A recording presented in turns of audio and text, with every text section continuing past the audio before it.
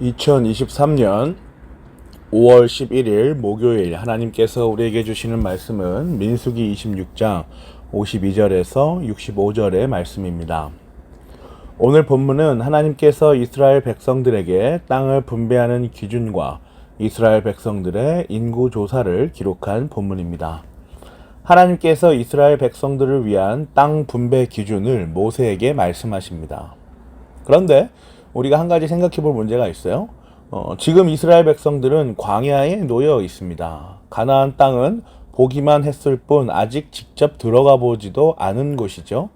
그런데 하나님께서는 인구조사를 마치신 후에 벌써부터 각 지파에게 나누어 주실 땅 분배 방법을 설명하십니다. 미리 이렇게 말씀하시는 까닭이 무엇일까요? 성격이 급하셔서 그런 것일까요? 민수기 오늘 본문은 하나님께서 반드시 이루시겠다는, 반드시 성취하시겠다는 그 의지를 우리에게 보여주시는 동시에 하나님께서 인도하시는 모든 일들은 틀림없이 다 이루어진다는 신실하신 하나님을 보여줍니다. 자, 그렇다면 하나님의 땅 분배 기준은 무엇입니까? 53절부터 55절을 보세요. 땅은 사람 수에 따라서 그들의 유산으로 나누어 주어야 한다. 땅이 많으면 유산을 많이 주어야 하고 사람이 적으면 유산을 적게 주어야 한다. 유산은 등록된 사람 수에 따라서 각기 나누어 주어야 한다. 유산으로 받는 땅은 오직 제비를 뽑아 나누어야 하고 그들은 그것을 조상 때부터 내려오는 지파의 이름으로 물려받아야 한다. 땅을 분배하는 첫 번째 기준은 사람의 수에 따른 것이었습니다. 사람이 많으면 땅을 많이 주고 사람이 적으면 땅을 적게 주는 그런 방식이었죠. 그런데 여기 또 한 가지 기준이 덧붙여집니다. 사람이 많은 지파에게 많은 땅을 주는데 어떤 땅을 가질 것인지는 추첨하는 것입니다. 하나님의 분배 방식을 한번 묵상하여 보세요. 사람이 많은 지파는 반드시 많은 땅이 필요하죠. 그런데 다른 지파보다 많은 땅을 갖게 되면 그것은 곧바로 그 지파의 권력으로 이어질 것입니다. 또한 얼마나 좋은 땅을 가질 것인가를 놓고 그 다음 많은 땅을 가진 지파와 다툼을 하게 되는 것이죠. 그런데 이를 놓고 제비를 뽑아 추첨을 하게 되면 이러한 가능성들이 굉장히 희박해지는 것이죠. 그래서 이른바 거대 지파가 좋은 땅들을 다 독점하는 방식은 사실상 불가능해지는 것입니다. 하나님께서는 이러한 땅 분배에 이어서 특정한 지파에 대해 이어서 설명하십니다. 바로 레위 지파이죠. 레위 지파는 하나님을 유산으로 받는 지파라고 말씀하십니다. 18장 20절 보세요. 주님께서 아론에게 말씀하셨다. 너는 그들의 땅에서는 아무런 유산도 받을 수 없다. 그들과 더불어 함께 나눌 몫이 너에게는 없다. 이스라엘 자손 가운데서 네가 받은 몫, 네가 차지할 유산은 바로 나다. 여러분, 이 상황이 어떻게 납득이 가십니까? 레위 지파 사람들의 마음을 한번 헤아려 볼까요? 11지파가 모두 한 지파도 빠짐없이 땅을 분배받았습니다. 이렇게 받을 것이라고 하나님이 말씀하셨죠. 아직 가보지도 않은 땅을 분배받은 이들의 마음은 어떤 마음이었을까요? 신이 났을까요? 아니면 기대와 희망에 부풀어 있었을까요? 장기적인 계획을 세워가며 자기들이 받을 땅에 대해서 여러 가지로 공부하지 않았겠습니까? 추첨을 받아서 이 땅이 당첨되면 어떡하지? 저 땅이 당첨되면 어떡하지? 이런 식으로 같이 나누지 않았겠어요? 여기에다가는 뭐를 하고 저기에다가는 뭐를 하자라는 식으로 각 지파별로 나름대로 회의도 하지 않았겠습니까?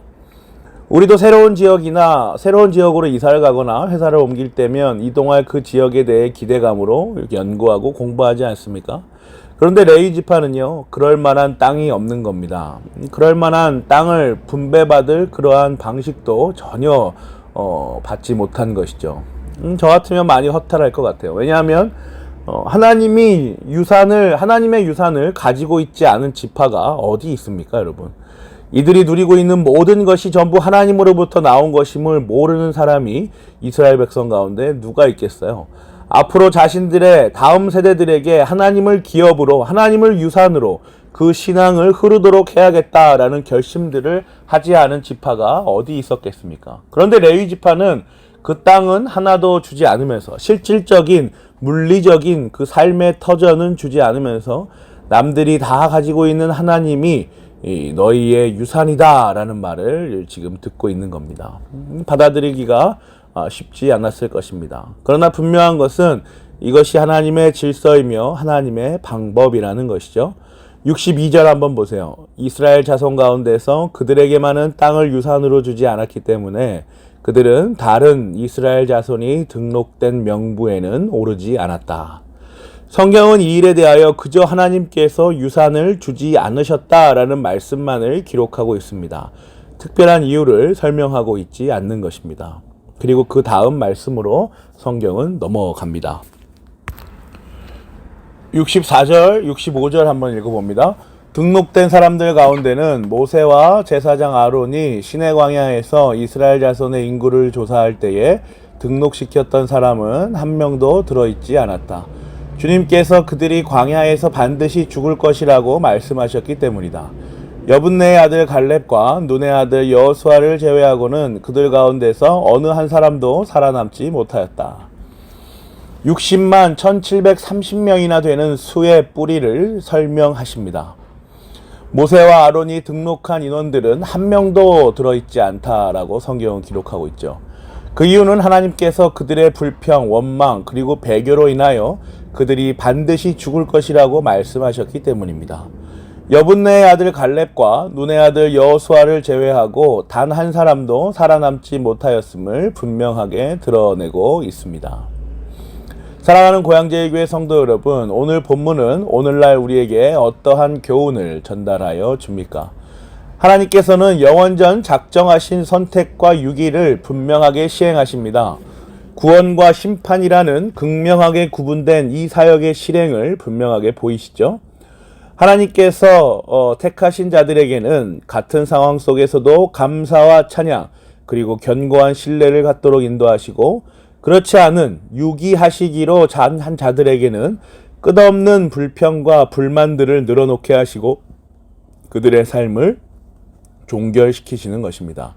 이 원리는 오늘날 우리에게도 동일하게 적용됩니다. 하나님께서 택하신 거룩한 백성들은 자신의 삶 속에서 비록 자신이 원하지 않고 자신의 생각으로 비추어 보았을 때 만족스럽지 않아 보이는 모든 상황들을 하나님의 섭리로 받아내도록 그렇게 인도하십니다. 그 길 가운데 우뚝 세우셔서 그들의 믿음을 더욱 견고하게 하시는 것이죠. 그러나 그렇지 않은 자들에게는 하나님을 떠나더라도 그들을 내버려 두시고 하나님을 원망하며 저주하도록 그렇게 내버려 두십니다. 하나님께서는 자신이 택하신 자들이 비록 감당하기 어려운 역경 가운데 놓여서 일시적으로 하나님을 멀리하고 원망하더라도 끝까지 그들을 단련시키시고 꾸짖으시고 다시 하나님을 예배하는 거룩한 성도로 빚어 가십니다. 이것이 바로 하나님께서 주권적으로 행하시는 선택과 유기, 구원과 심판의 사역입니다. 택함의 은혜를 입은 자들에게는 영원한 위로요, 유기의 심판 아래 있는 자들에게는 두려워 떠는 공포와 불안인 것입니다. 사랑하는 고향제일교회 성도 여러분, 우리가 지금 이 자리에서 하나님의 말씀을 받고 있고 자유롭게 하나님과 대면하여 간구할 수 있는 것은 하나님께서 우리에게 허락하신 큰 우리의 축복입니다. 이 축복 아래에서 우리의 삶들을 신앙으로 설명하여 내며 오늘의 복을 누리시기를 그리스도의 이름으로 기도합니다. 아멘.